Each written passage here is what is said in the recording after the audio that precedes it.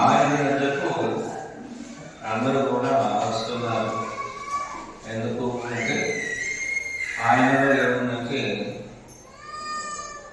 ఉన్నతమైన శక్తి కలిగిన దేవుడు. దేవుడు అంటేనే శక్తి కలిగినవాడు. కనుక ఈ సమయంలో మనము కొంత సమయాన్ని దేవుడికి ఇచ్చి శ్రద్ధతో వాక్యాన్ని విన్నాం. పాట విన్నాం.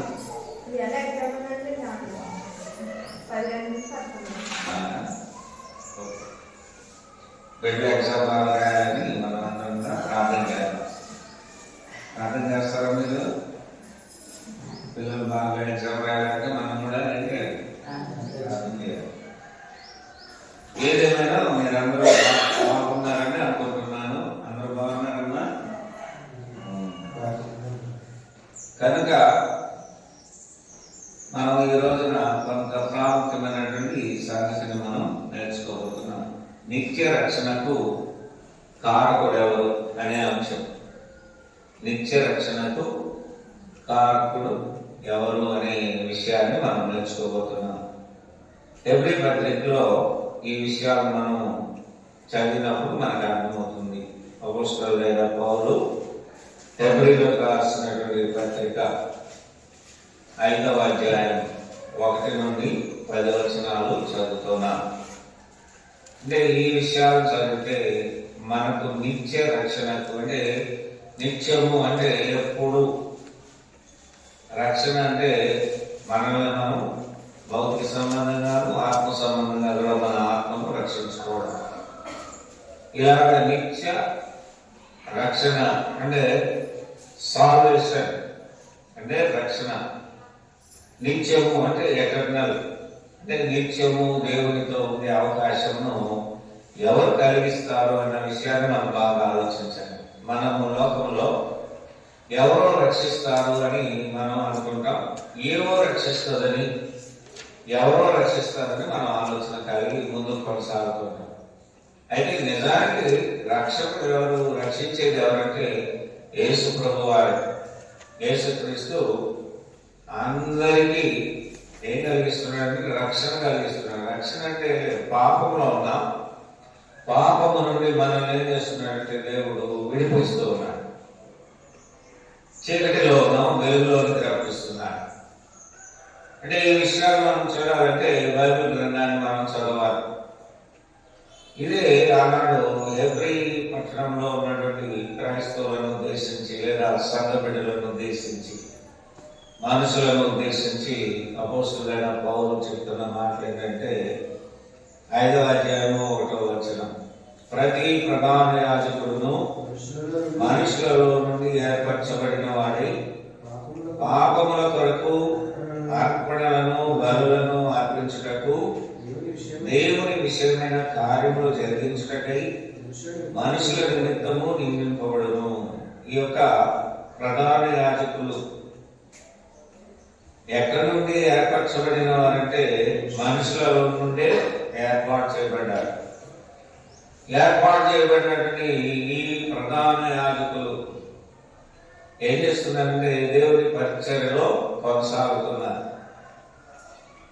ఇక్కడ మనుషులలో నుండి ఏర్పరచబడిన వాడు ఈ వ్యక్తి అనగా ప్రధాన యాజకులు ఎక్కడ నుండి ఏర్పాటు చేయబడ్డారంటే మనుషులలో నుండే. కనుక పాపముల కొరకు అర్పణలను బలులను అర్పించుటకు 2 విషయాలు. పాపముల కొరకు అర్పణలు అర్పించే విధానం ఉంది. ఈనాడు కూడా అనేక మందిని మనం గమనిస్తే బలులు ఇస్తే పాపం పోతుంది అనుకుంటారు కదమ్మా. కోళ్ళను బలిచ్చేవారు ఉన్నారు, మేకలను ఇచ్చేవారు ఉన్నారు, అలాగే పశువులను కూడా బలిచ్చేవారు ఉన్నారు. ఇవి ఇస్తే మనం రక్షింపబడతాం అన్న ఒక నమ్మకం. నిజానికి నీ మనసు మారితే నీవు రక్షింపబడినట్టే. నీ మనసు ఎప్పుడైతే మారుతుందో, మారు మనసు వస్తుందో వెంటనే నీవు పాపానికి దూరంగా ఉంటావు. దేనికి దూరంగా ఉంటావు? పాపానికి. ప్రసంగి గ్రంథంలో 5వ అధ్యాయం 1వ వచనంలో గమనిస్తే, మీరు దేవుని మందిరమునకు పోయినప్పుడు నీ ప్రవర్తన జాగ్రత్తగా చూసుకున్నాము. ఇక్కడ మళ్ళా బలుల గురించి చెప్తున్నారు. ప్రసంగి గారు ఏమంటున్నారంటే, బుద్ధిహీనులు అర్పించినట్లుగా బలి అర్పించడం కంటే సమీపించి ఆలకించడం శ్రేష్టము. ఏం చేయాలంట? వినడం శ్రేష్టమైన పని, బలి ఉండగా. బైబిల్ ఏం బలుస్తుందంటే, అసలు మన స్కూల్స్ లో చదివేటప్పుడు కూడా మాస్టర్స్ ఏమంటారంటే, నోరు లేని మోగజీవులను ఏం చేయకూడదు అంటారు? చంపకూడదు, జీవహింస చేయరాదు. ఉందా? చదువుకున్నారా? జీవహింస చేసేవారు ఎవరో బైబిల్ చెప్తారు. ప్రసంగి గ్రంథం 5వ అధ్యాయం 1-2 వచనాలు చదువుదా. మీరు దేవుని మందిరంలో పోయినప్పుడు మీ ప్రవర్తన జాగ్రత్తగా చూసుకున్నాము. బుద్ధిహీనులు అర్పించినట్లు బలి అర్పించడం కంటే సమీపించి ఆలకించడం శ్రేష్టము. దేవుని వాక్యాన్ని వినాలి, దేవుని మాటను వినాలి. వీళ్ళు బలు ఇచ్చేవారంటే బుద్ధిహీనులు అని బైబిల్ చెప్తారు. ఎవరంట? ఆ బుద్ధిహీనులు ఏం చేస్తున్నారంటే, దేవుని మాట వినలేదు కానీ బలులు మాత్రం ఇవ్వడానికి సిద్ధపడిపోతున్నారు. అంటే దేవునికి విరుద్ధమైనది ఏంటంటే బలులు ఇవ్వటం. అయితే మనం చేయాల్సిన పని, మనం చేయాల్సిన బాధ్యత మన మీద ఉంది. ఏంటంటే వినాలి. వినుట వలన విశ్వాసము కలుగును. రోమపత్రిక 10:17 మనం చదివితే, యేసుక్రీస్తు మాట వినాలి. వింటే మనము విశ్వాసులుగా తయారవుతాము. కనుకనే ఈ విషయాలు మనం గమనించాలి. పాపముల కొరకు అర్పణలను బలులను అర్పించుటకు, పాపముల కొరకు మనం పాపం చేసినప్పుడు ఈ అర్పణలు బలులు అర్పించుటకు దేవుని విషయమైన కార్యములు. ఎవరి విషయమైన కార్యాలు?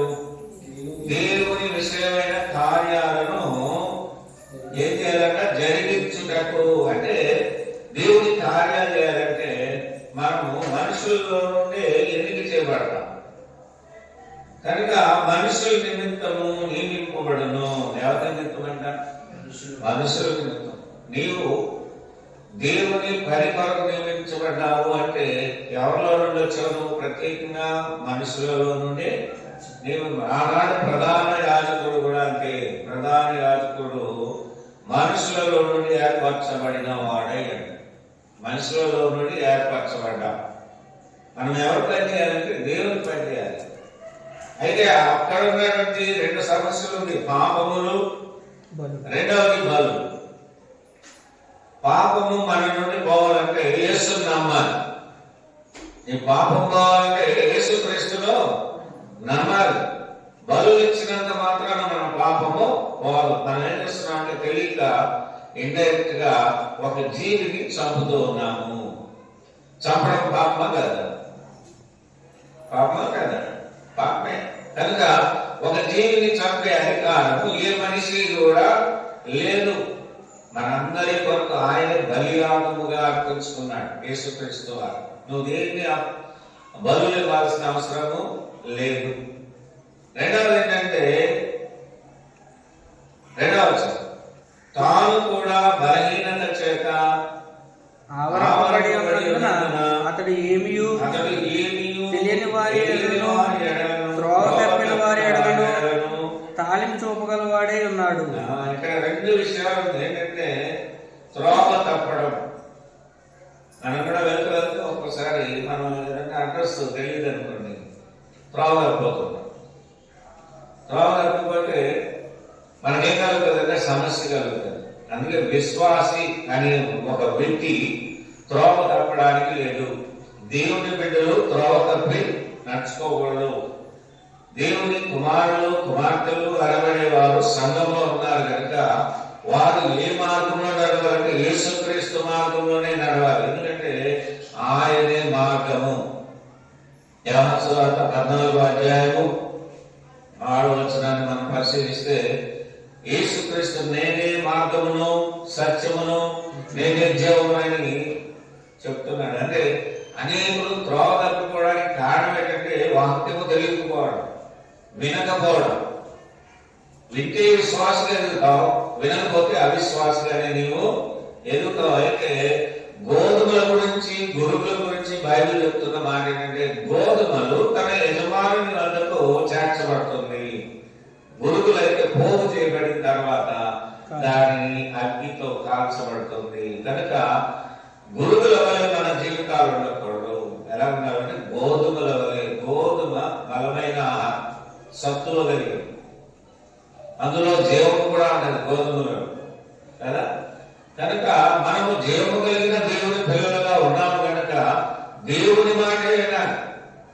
దేవుని మాట వింటే లోకంలో ఉన్నటువంటి ఆశీర్వాదాలన్నీ దేవుడు మనకి ఇవ్వడమే కాకుండా మన ఆత్మను కూడా దేవుడు ఏం చేస్తాడంట, రక్షిస్తాడు. అందుకే బలినిచ్చినంత మాత్రాన మనం పరలోకం వెళ్ళాం. పాపము చేస్తూ దేవుని దగ్గరకు వెళ్తే మనల్ని దేవుడు రక్షించడు. నీవు దేవుని వద్దకు రావాలన్నా కూడా తగినటువంటి దేవుని జ్ఞానంతోనే ఇక్కడికి రావాలి. రెండవది ఏంటంటే, తాను కూడా బలహీనత చేత ఆవరింపబడి ఉన్నందున అతడు ఏమీ తెలియని వారి ఎడలను, త్రోవ తప్పిన వారి ఎడలను తాలిమి చూపగలవాడై ఉన్నాడు. యేసుక్రీస్తు వారు తాలిమి అంటే వెయిట్ చేస్తున్నాడు, ఎప్పటికైనా మారుతాడు, నా బిడ్డలు మారాడు. ఒక విశ్వాసి గాని, ఒక వ్యక్తి గాని రక్షణ పొందినప్పుడు వారు త్రోవ తప్పిన మార్గంలో ఉన్నప్పుడు వారి గురించి యేసుక్రీస్తు వారి యొక్క ఉద్దేశం ఏంటంటే, వారి ఎడల తాలిమి చూపగలవాడే. తాలిమి అంటే నెమ్మదిని కలిగి ఉన్నాడు, క్షమించేవాడు కాదు మన దేవుడు. ఏం చేస్తాడమ్మా? క్షమించేవాడు.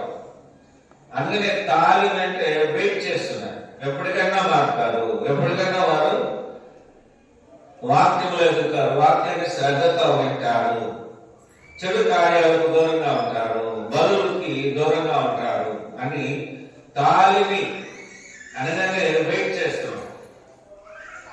ఇక్కడ ఏంటంటే యేసుక్రీస్తు మనం ఆలోచన చేసినప్పుడు నిత్య రక్షణకు కారకుడు ఆయనే కనుక ఆయన మన గురించి చాలా శ్రద్ధ వహిస్తున్నాడు.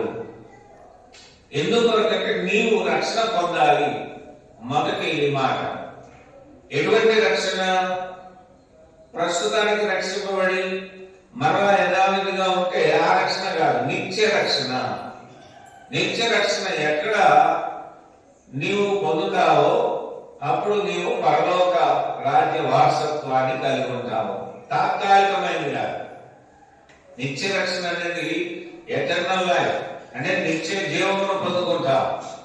నిత్య జీవాన్ని పొందుకునేటువంటి ఒక విషయంలో మనకి కారకుడు ఎవరంటే యేసుక్రీస్తు వారు. ఎవరంటన్నా? యేసుక్రీస్తు వారు. మూడవ వచనం, ఆ హేతువు చేత ప్రజల కొరకు హెబ్రీ పత్రిక 5వ అధ్యాయం 3వ వచనాన్ని చదువుతున్నాం. అలాగే తన కొరకు చేత ప్రజల కొరకే ఇలాగు, అలాగే తన కొరకును పాపముల నిమిత్తము అర్పణము చేయవలసిన వాడే ఉన్నాడు. తన కొరకు కూడా తను బలియాగముగా అర్పించుకున్నాడు. అంటే తన కొరకే కాకుండా అందరి కొరకు ఆయన బలిగా అర్పించుకున్నాడండి. గొప్ప దేవుడు ఎవరంటే ఆయన. కనుక ప్రజల కొరకు ఎలాగో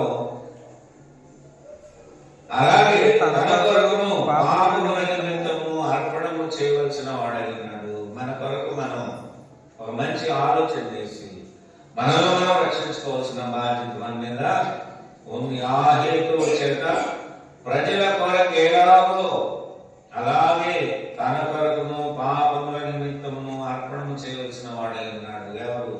ప్రధాన యాజకుడు. మనకు యాజకుడు ఉన్నాడు. ఎవరైనా? యేసుక్రీస్తు వారి ప్రధాన యాజకుడు. కనుక ఈ విషయాన్ని గమనించి పాపములకు దూరముగా మనం ఉండాలి. పాపము వల్ల వచ్చే జీవితము మరణం. పాపము చేస్తే దానివల్ల ఎప్పటికైనా మనకి నష్టమే. కనుక దేవుని వాక్యం మనలో ఉంటే మన శరీరములను, మన తలపులను, మన క్రియలను, మన కుటుంబాలను, మన మన జీవితాలను వెలుగుతో నింపుకుంటాం. అందుకనే విశ్వాసులు అనబడేవారు దేవుని వాక్యాన్ని వింటే క్రమము కలిగి ఉంటాం, అక్రమాన్ని విడిచిపెడతాం. 4వ వచనం, మరియు ఎవడును ఈ ఘనత తనకు తానే వహించుకొనడు గాని అహరోను పిలువబడినట్టుగా దేవుని చేత పిలువబడిన వాడై ఈ ఘనత పొందును. మనకి ఘనత ఎవరిచ్చారు? దేవుడే ఇచ్చాడు. సంఘ సభ్యులుగా, సేవకులుగా, సంఘ పెద్దలుగా ఘనతనిచ్చింది ఎవరంటే దేవుడే. అదేలాగా ప్రధాన యాజకుడు ఏర్పరచబడ్డాడంటే ఆయన కూడా మనుషుల్లో నుండి వచ్చినటువంటి వాడే. అయినా ఆయన ప్రధాన యాజకుడు, ప్రథమము, మొట్టమొదటి వాడు, ఆది అంతము వాడు. ఆది అంతము అంటే మొదలు చివరి కూడా ఆయనే. కనుక మనము దేవుని వాక్యాన్ని బట్టి మనకు ప్రధాన యాజకుడై ఉన్నటువంటి యేసు క్రీస్తు యొక్క మాటలను మనము వినవలసిన వారమైనాము. విశ్వాసులుగా ఎదగాలి. బలులకు, పాపములకు దూరముగా మనము ఉండాలి. నీవు బలినివ్వవలసిన అవసరం లేదు. ఎందుకంటే ఆ బలి ఎవరిచ్చేదని బైబిల్ కరెక్ట్ గా చెప్తోంది కనుక అటువంటి వాడికి దూరముగా ఉండాలి. దేవుని చేత పిలువబడిన వాడి ఈ ఘనత పొందును. ఘనత రావాలంటే దేవుని చేత పిలువబడ్డా మనం కూడా మనం సంఘంలో నిలబడిపోతాం. ఎవరో పిలిచి మామూలుగా వచ్చి కూర్చుంటే నువ్వు ఎప్పుడైనా తప్పిపోయే అవకాశం ఉంది. నీ మట్టుకు నీవు సిద్ధపడితే దేవుని కొరకు నిలబడతావు. అందుకని మనకి ఘనత కావాలి అన్నప్పుడు దేవునితో నడవాలి, సంఘంలో ఉండాలి. క్రీస్తు శరీరం అనబడి ఆ శరీరంలో నీవు అవయవముగా ఉండాలి, ఒక భాగమై ఉండాలి. సంఘంలో ఒక సంఘ పెద్దగాను, విశ్వాసగాను.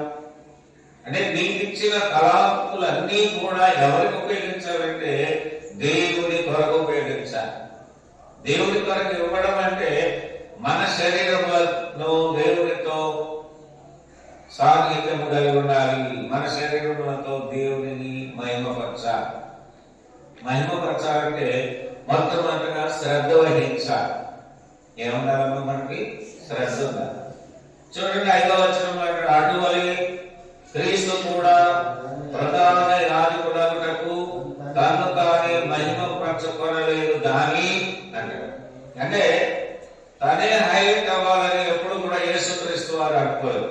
అంటే అసహించడం అనే గుణము ఆయనకు లేదు. ఇక్కడ అందుకంటాడు అటువలే క్రీస్తు కూడా 5వ వచనంలో ప్రధాన యాజకుడగుటకు తను తానే మహిమపరచుకొనలేదు గాని అంటే తనను తాను మహిమపరచుకోలేదు. ఎందుకంటే దేవుని కుమారుడైంది కూడా తను గొప్పలేకపోలేదు. కూర్చోండి, మనం చాలా చోట్ల ప్రెసిడెంట్ అనుకోండి, ప్రెసిడెంట్ గారి అబ్బాయి ఎలా ఉంటాడు?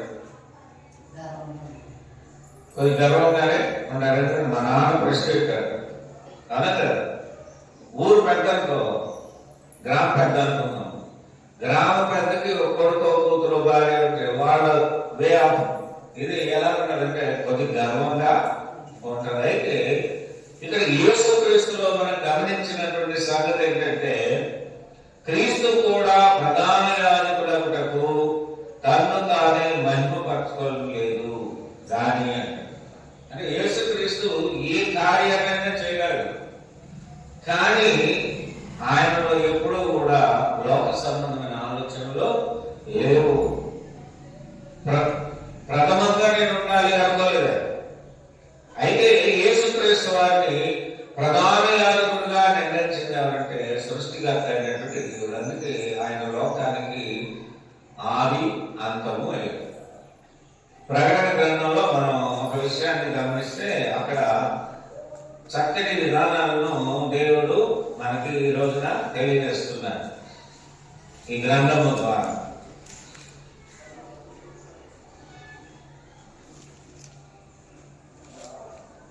యోహాను రాసిన ప్రకటన గ్రంథం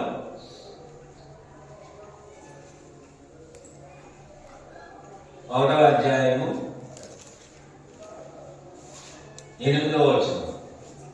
అల్ఫయు ఓమెగయు అంటే అల్ఫయు ఓమేగలు అంటే పుట్టినోట్లేదు ఇచ్చాడు. 5వ మాట ఆదియు అంతమును నేను. ఆది మొదలు, అంతము చివర. మనకు కూడా ఆది అంతం ఉందా లేదా? ఆది ఏంటి? పుట్టడం. అంతం ఏంటి? మరణించడం. అంతప్పుడు అయిపోయింది. అక్కడ నుండి ప్రారంభం మన జీవితం, అసలైనటువంటి జీవితం. ఎందుకంటే నీతి క్రియలు చేసినటువంటి వారు దేవునితో నడిచే అవకాశం. అందుకనే నిత్య రక్షణ పొందుకోవడానికి మనం సిద్ధపడాలి. సిద్ధపడాలంటే మన వాక్యమును వినేవారుగాను, విశ్వాసులుగా ఉండటం, అలాగే ఆయనను ఒప్పుకోవడం, మారు మనసు కలిగి ఉండటం, ముంచబడిన బాప్తిజం తీసుకోవడం. ముంచబడకుండా నేను రక్షణ పొందానంటే అది తప్పుడు బాప్తిజం. కనుకనే మనం ఈ విషయాలను గమనిస్తూ ముందుకు వెళ్ళాలి. 2వ అధ్యాయము 2వ వచనంలో 1వ వచనంలో ఎఫెసులో ఉన్న సంఘపు దూతకు ఇలాగూ రాయను. యోహాను రాసిన ప్రకటన గ్రంథం 2వ అధ్యాయము 1వ వచనం. 7 నక్షత్రములు తన కుడి చేత పట్టుకొని 7 దీపస్తంభముల మధ్య సంచరించేవాడు. ఆయనకున్నటువంటి మహిమకరమైనటువంటి లక్షణాలు ఏంటంటే, ఇక్కడేమో ఆది అంతము అన్నాడు. అల్ఫయు ఓమేగలు నేనే. ఆది అంతము కూడా నేనే.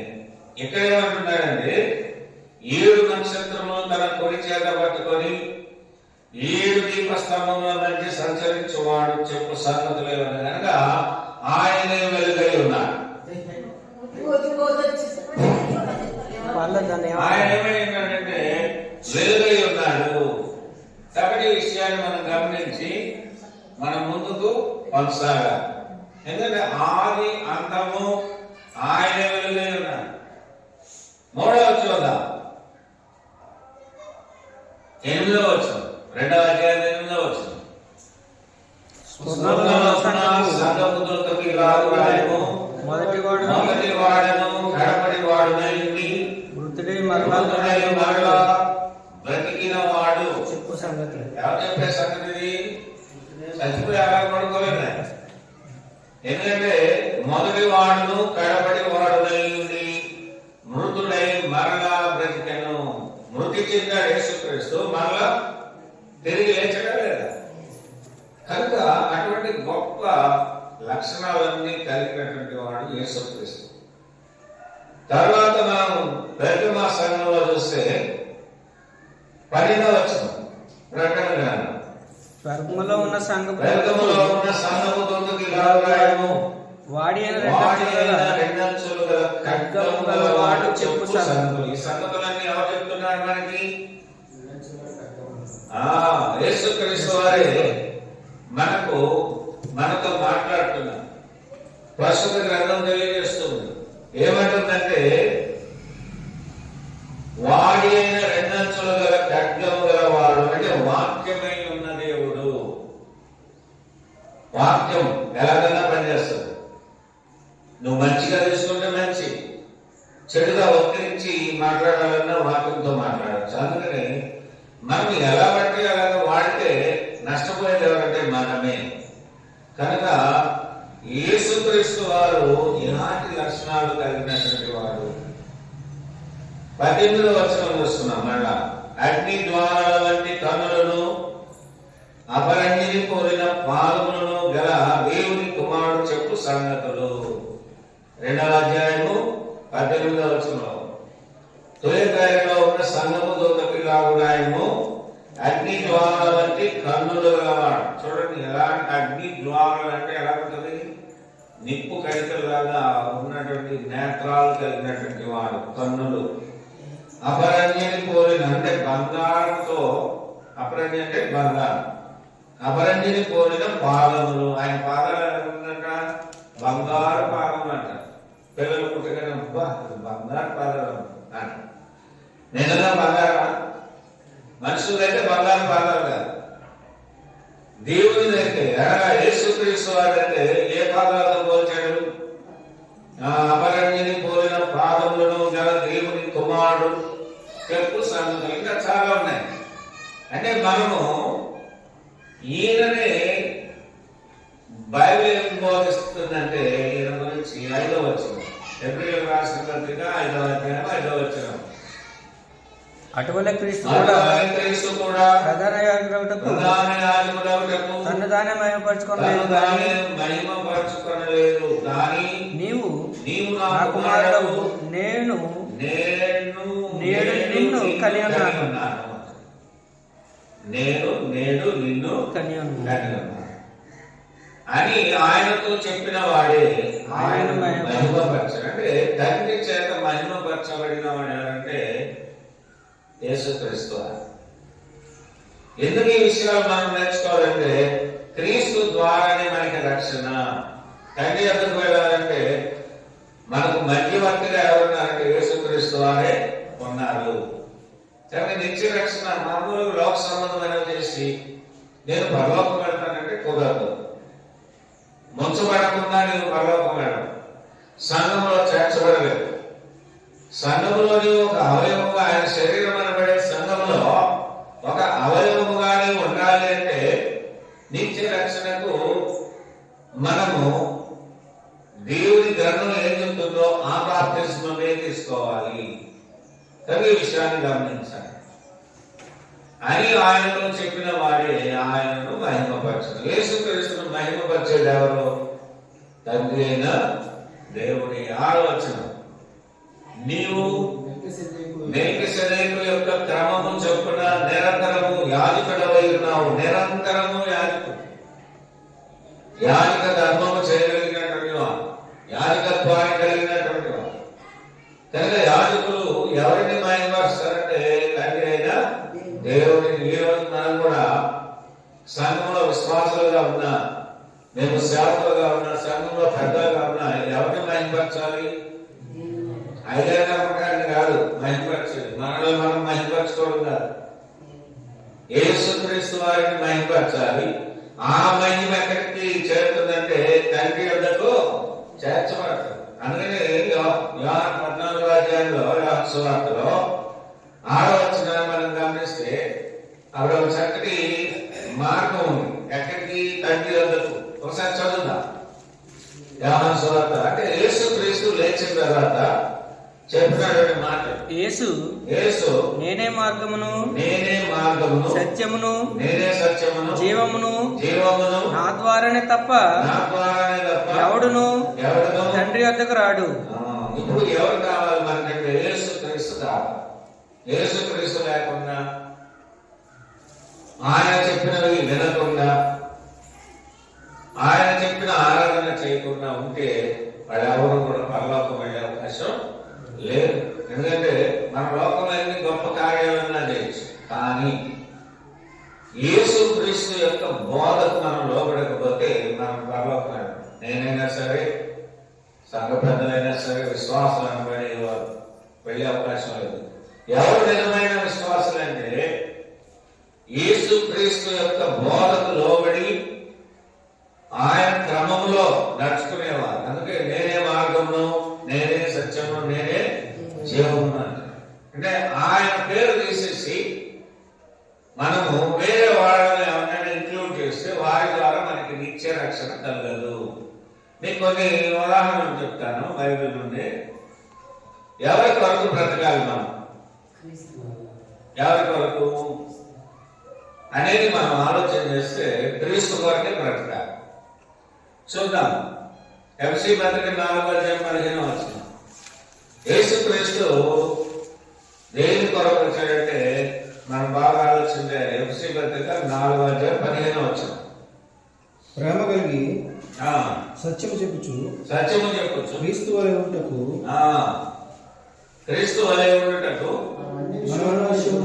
మనం అన్ని విషయాల్లో ఎదగాలి. ఎవరి వలె ఉండాలని ఆరాధనకి?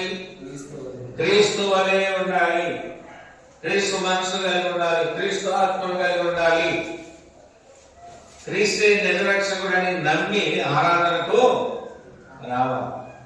ఏదో చేయడానికి సంఘానికి ఎందుకు వెళ్తున్నామంటే దేవునిని ఆత్మతో సత్యంతో ఆరాధన చేయడానికి వెళ్తున్నాము. తండ్రి కోరాడు అన్న నిజాన్ని మనం మర్చిపోకూడదు. కనుకనే రెండవది క్రీస్తును ధరించుకోవాలి. గలతీయులకు రాసిన పత్రిక 3వ అధ్యాయము 27వ వచనం. క్రీస్తులోనికి బాప్తిస్మం పొందిన మీరందరూ ఎవరు ధరించుకున్నారంట? క్రీస్తులోనికి బాప్తిజం పొందిన మీరందరూ క్రీస్తును ధరించుకుని ఉన్నారు. ఒకవేళ క్రీస్తు చెప్పిన బాప్తిజం తీసుకోలేదనుకోండి, మనం క్రీస్తును ధరించుకున్నట్ట కాదు. అందుకనే ముంచబడాలి. దేవుని బిడ్డలారా, ముంచబడినప్పుడు మన పాపములు కడిగివేయబడతాయి, పాతవి గతించిపోతాయి, నీవు నూతనమైన సృష్టిగా సృష్టింపబడతావు. నీ ద్వారా తండ్రికి మహిమ కలుగుతుంది. ఏం కలుగుతుంది? మహిమ. మనము ఒకరినొకరు పొగుడుకోవడం కంటే దేవుడిని పొగడాలి. దేవుడే ఉన్నతమైన వాడు. ప్రధాన యాజకుడిని పంపింది ఎవరు? తండ్రి అయిన దేవుడు. అందుకే మనం 5వ అధ్యాయంలో గమనించాలిగా, 5వ అధ్యాయం 5వ వచనం అంటాడు, నీవు నా కుమారుడవు అన్నాడు. నీవు నా కుమారుడవు, నేను నేడు నిన్ను కలిగి ఉన్నాను అని ఆయనతో చెప్పిన వాడే ఆయనను మహిమపరచెను. అంటే క్రీస్తు ప్రభు వారికి ఒక మంచి అవకాశము తండ్రి ఇచ్చాడు, గణపరిచాడు, మహిమపరిచాడు. మహిమ కలిగిన దేవుడు. చూడండి, యేసు క్రీస్తు వారి లోకానికి వచ్చినప్పుడు అనేక మందిని స్వస్థపరిచాడు, రోగులను స్వస్థపరిచాడు, కుష్ఠరోగులకు ఉన్న ఆ వ్యాధిని నయం చేశాడు. అలాగే మరణించిన వారిని తిరిగి లేపాడు. ఇవన్నీ చేయగలిగే శక్తి ఎవరికంటే యేసుక్రీస్తు మాత్రమే ఉండేది. ఆయనలో ఉన్నటువంటి ఆ ప్రభావము తమ శిష్యులైనటువంటి అపోస్తలులకు ఇవ్వబడింది. అపోస్తలు కూడా చేసేవారు. దయాలను వెలగొట్టారు, అలాగే కుష్ఠరోగులను బాగు చేశారు, వ్యాధిగ్రస్తులను నయం చేస్తారు. ఇవన్నీ కూడా చేస్తారు. ఎందుకంటే ఆయన చేత ఆస్వాదించబడిన వారు మాత్రమే. ఈ రోజుల్లో చాలా మంది అపోస్తలులని పిలుచుకుంటూ ఉన్నారు. వీళ్ళు అపోస్తలుగా ఎవరు అంటే దేవుని పనివారంటే. మనమందరం కూడా ఎవరి పనివాళ్ళు? సంఘము కొరకే పని చేయాలి. మనం ఈ సంఘము కొరకు యేసుక్రీస్తు వారు శరీరధారిగా ఈ లోకానికి వచ్చి తన యొక్క రక్తమును చిందించాడు, మరణాన్ని పొందుకున్నాడు. సంఘము కొరకు ఇవన్నీ చేసినాడు గొప్ప దేవుడు అంట. దేవుడు తన స్వరక్తం ఇచ్చి సంపాదించినది ఈ సంఘం. ఈ సంఘాన్ని పాడు చేయడానికి మనకు అధికారము లేదు. సంఘంలో అబద్ధమాలు కూడా చేయకూడదు. లేదు ఉన్నది ఉన్నట్టుగా మనం బోధ చేయాలి, ఉండేదే చెప్పాలి, లేనివి ప్రస్తావించకుండా మనం జాగ్రత్త చేసుకోవాలి.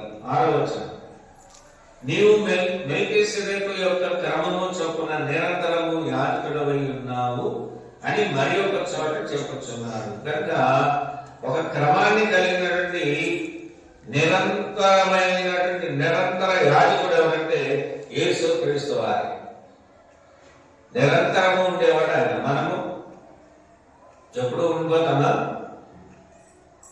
అమ్మా, మనందరం ఎప్పుడూ ఉన్నాం. ఉంటే 60 సంవత్సరాలు 70 సంవత్సరాలు లేదా ముందే చనిపోవచ్చు, లేదా 100 సంవత్సరాలు బ్రతకచ్చు. ఆ రకంగా 120 సంవత్సరాలు బ్రతకాడు. అందుకంటే నుంచి కూడా దేవుని కృప ఉంటే బ్రతకచ్చు. కానీ మన ఆయుష్ కాలము ఎవరి చేతిలో ఉంది? దేవుని యొక్క చేతిలో ఉంది. అందుకని ఏ రోజున ఏం జరుగుతుందో అదే మనం సంతోషించాలి. రేపేం జరుగుతుందో ఎవరికి కూడా తెలియదు. కనుక ఏమైతే ఏమైనాడంటే నిరంతరము యాజకుడు ఉన్నాడు. నిరంతర యాజకుడు ఎవరు? యేసుక్రీస్తు వారు. 7వ వచనం, శరీరధారి అయిన దినములలో మహారోగముతోనూ కన్నీళ్లతోనూ తన్ను మరణము నుండి రక్షింపగల వారికి ప్రార్థనలను యాచనలను సమర్పించి భయభక్తులు కలిగి ఉన్నందున ఆయన అంగీకరింపబడెను. యేసుక్రీస్తులో ఉన్నటువంటి ప్రధానమైన లక్షణాలు చూడండి. శరీరధారి ఉన్న దినములలో అంటాడు. అంటే యేసుక్రీస్తు శరీరముతో ఉన్నటువంటి దినాల్లో మహారోదనముతో కన్నీళ్లు విడిచాడు. తండ్రి వీరేమి చేయించున్నారో వీరు ఎరగడం లేదు. వీరిని క్షమించమని కోరింది ఎవరంటే మన కొరకు, మన బంధువులు, మన కుటుంబ సభ్యులు కాదు, యేసుక్రీస్తు వారు. కనుక రోదనముతోనూ కన్నీళ్లతోనూ తన్ను మరణము నుండి రక్షింపగల వారికి, అంటే మరణమును జయించగలిగిన వాడు ఎవరంటే యేసుక్రీస్తు వారి. ఆ అధికారాన్ని ఇచ్చింది ఎవరంటే తండ్రి అయిన దేవుడానికి. మరణము నుండి రక్షింపగల వారికి ప్రార్థనలు, యాచనలను సమర్పించి భయభక్తులు కలిగి ఉన్నందున ఆయన అంగీకరింపబడేను. మనం కూడా దేవుని చేత అంగీకరింపబడాలంటే భయము, భక్తి కలిగి ఉండాలి. ఏం కలిగి ఉండాలి? భయంతో ఉండాలి, భక్తితో ఉండాలి. ఆయన కుమారుడు తాను పొందిన శ్రమల వలన విధేయతను నేర్చుకున్నాను. మన జీవితంలో కూడా ఏదైనా ఒక శ్రమ వస్తే దానివల్ల మనం విధేయతను నేర్చుకోవాలి. యేసుక్రీస్తు వారు చూడండి, ఆయన కుమారుడు తాను పొందిన శ్రమల వలన విధేయతను నేర్చుకున్నాను. ఏం నేర్చుకున్నాడంట? మనకు కూడా ఏదైనా కష్టాలు వస్తే మనం విధేయత నేర్చుకోవాలి. ముళ్ళు గుచ్చుకుంది అనుకోండి, మళ్ళా నడిచేటప్పుడు ఆధారంలో ఎలా నడుస్తాం? జాగ్రత్తగా నడుస్తాం. కష్టాలు వస్తే జాగ్రత్త పడతాం. ఎవరితో ఎలా ఉండాలో మనం నేర్చుకుంటాం. ఇక్కడ యేసు క్రీస్తులో మనం గమనించవలసిన విషయాలు ఏంటంటే, మహారోదనముతో కన్నీళ్లతో ఆయన ప్రార్థనలు, యాచనలు సమర్పించాడు. భయభక్తులు కలిగి ఉన్నందున ఆయన తండ్రి చేత అంగీకరింపబడ్డాడు. ఈనాడు బైబిల్ లేకపోయినా, భక్తి లేకపోయినా దేవుని చేత అంగీకరింపబడే అవకాశము లేదు. మనకు మారారంటే యేసుక్రీస్తు వారే. 8వ వచనంలో ఆయన కుమారుడి తాను పొందిన శ్రమల వలన విధేయత నేర్చుకున్నాడు. మనం కూడా సంఘానికి వస్తే ఆయన గురించి విన్నప్పుడు, ఆయన శ్రమలను గురించి విన్నప్పుడు మనం ఏం నేర్చుకోవాలి? విధేయత నేర్చుకోవాలి. విధేయత లోబడేలాగా చేస్తుంది. విధేయత దేవునికి లోబడేలాగా చేస్తుంది. మరియు ఆయన సంపూర్ణ స్థితి పొందిన వాడి మెల్కీసెదెకు యొక్క క్రమములో చేరిన ప్రధాన యాజకుడని దేవుని చేత పిలువబడ్డాడు. ఎవరి చేత? దేవుని చేత పిలువబడ్డాడు. తనకు విధేయులైన వారికి అందరికీ నిత్య రక్షణకు కారకుడు ఆయన. ఎవరైతే విధేయులై జీవిస్తారో వారందరూ కూడా నిత్య రక్షణకు కారకుడు. కనుక ప్రతి ఒక్కరూ దేవుని ఎందుకు ఏం కలిగి ఉండాలంటే విధేయత కలిగి ఉండాలి. దేవుని నమ్మానండి, దేవుని నమ్మాను, అది చేశాను, ఇది చేశాను, ఆ కార్యాలు చేశాను, ఇది చేశాను, ఈ పుణ్య కార్యాలు చేశాను అంటే కుదరదు. మొదట ఉండవలసింది ఏంటంటే విధేయత. అమ్మాయి ఇంటికి వెళ్తారా? అమ్మని నెమ్మదిగా చేసి ఇంటికి వెళ్తాను. ఆయాసం వస్తుంది.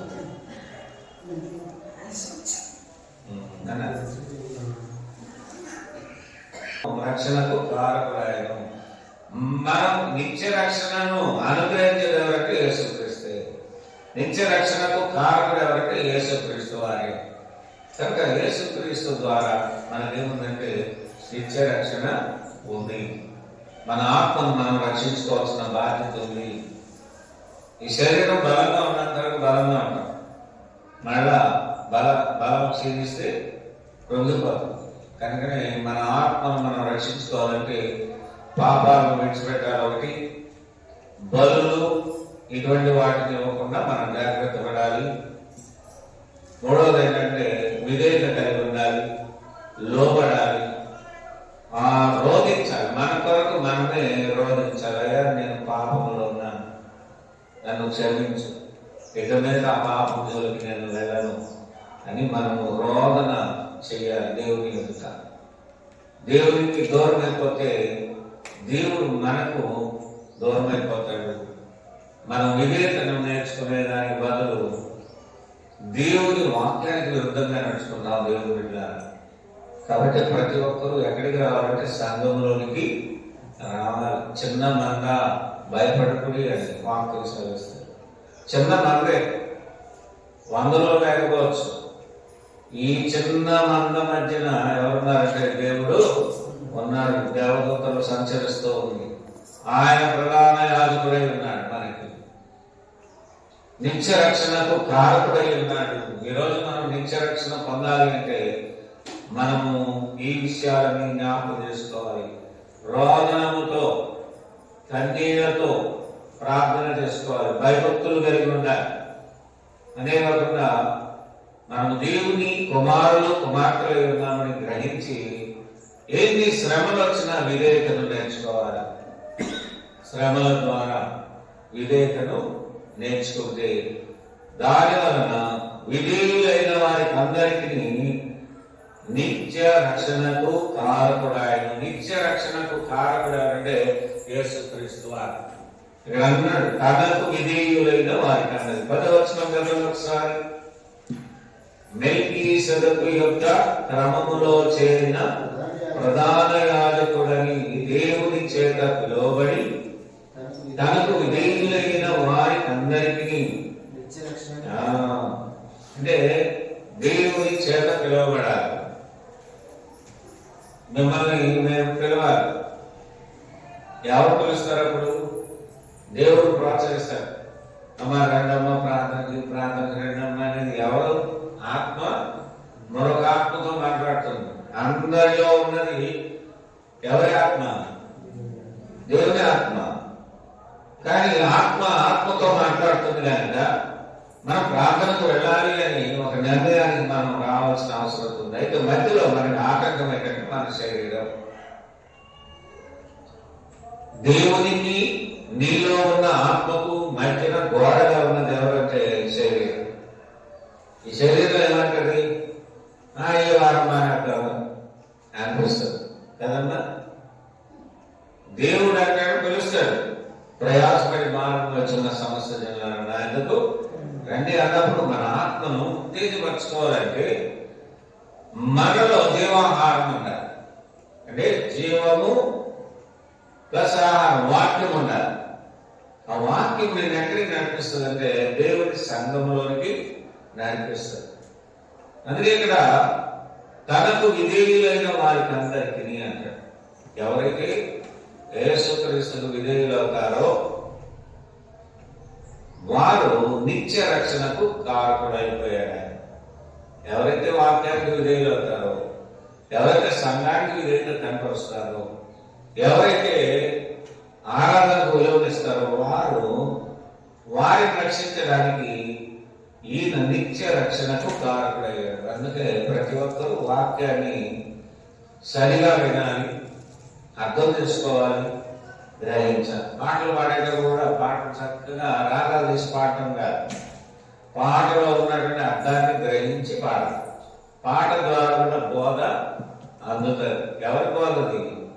దేవుని బోధ, క్రీస్తు బోధ, అపోస్తలుల బోధ, పరిశుద్ధులకు ఒకసారి అప్పగింపబడిన బోధను మనము బాగా అర్థం చేసుకోగలం.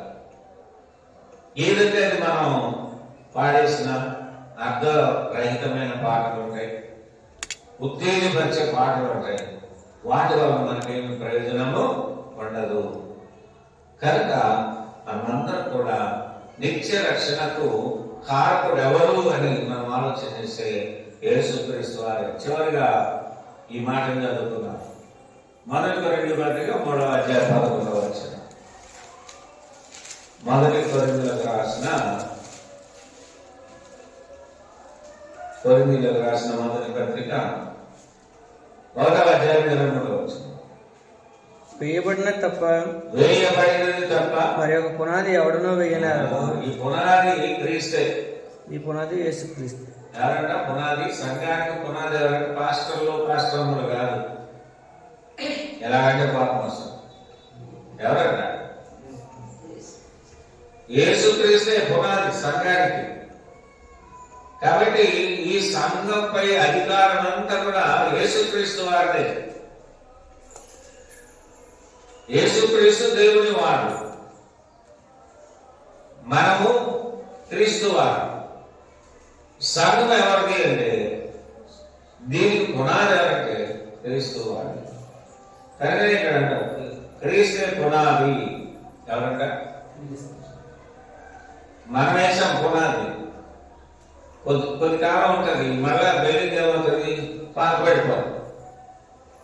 కానీ దేవుడు వేసినటువంటి పునాది, యేసుక్రీస్తు పునాదిగా ఉన్నటువంటి ఆ సంఘము పడిపోయే అవకాశం లేదు. మనమైనా వెళ్ళిపోతాం, రాజ్యాలు కావచ్చు, అధికారం కావచ్చు, కానీ క్రీస్తు అధికారము ఎప్పుడూ ఉండేది. అందుకనే క్రీస్తు అధికారానికి లోబడాలి.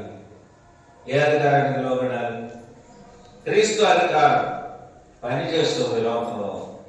ఒకవేళ మనం వాటిని మించి మన ఇష్టానుసారం, చూడండి, 2 విధానాలను బైబిల్ చెప్తుంది. ఇసుక మీద కట్టిన ఇల్లు,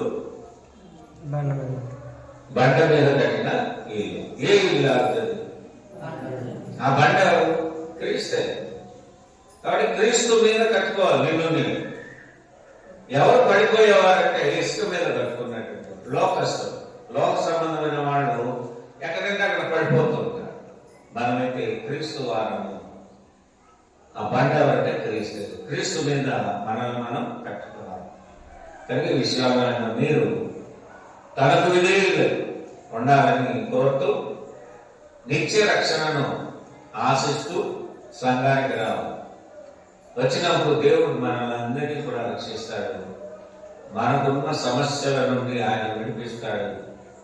నిత్య రక్షణను కూడా ఆయన ద్వారా మనకి అనుగ్రహిస్తాడు. కనుక ఈ విషయాలైన మీరు వాక్యాన్ని మరలా ఇంటికి వెళ్ళిన తర్వాత హెబ్రీ పత్రిక 5వ అధ్యాయం 1 నుండి 10 వచనాలను చదువుకుంటే మీ ఆత్మీయ జీవితాలకు మేలుకరంగా ఉంటుంది. మీ అందరికీ వందనాలు.